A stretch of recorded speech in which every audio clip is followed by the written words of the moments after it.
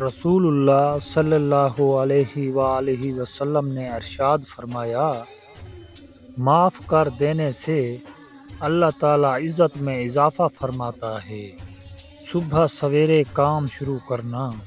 نبی کریم صلی اللہ علیہ وآلہ وسلم نے ارشاد فرمایا، میں نے اللہ تعالیٰ سے دعا کی کہ یا اللہ میری امت کے لیے اس کے سویرے کے کاموں میں برکت عطا فرما، بڑی بیماریوں سے حفاظت۔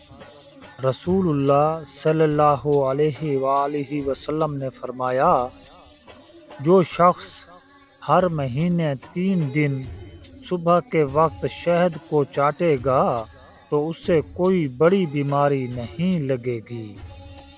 رزق۔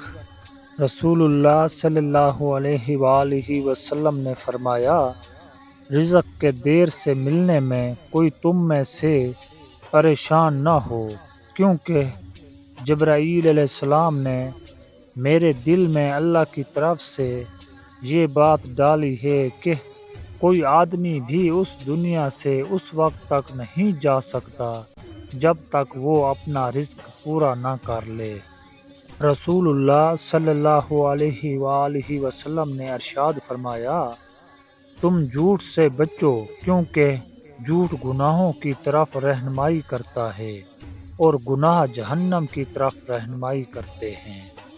رسول اللہ صلی اللہ علیہ وآلہ وسلم نے فرمایا، مومن مرد اور مومن عورت کی جان، اولاد اور مال میں آزمائشیں آتی رہتی ہیں، یہاں تک کہ جب وہ مرنے کے بعد اللہ سے ملاقات کرتے ہیں تو ان پر کوئی گناہ نہیں ہوتا۔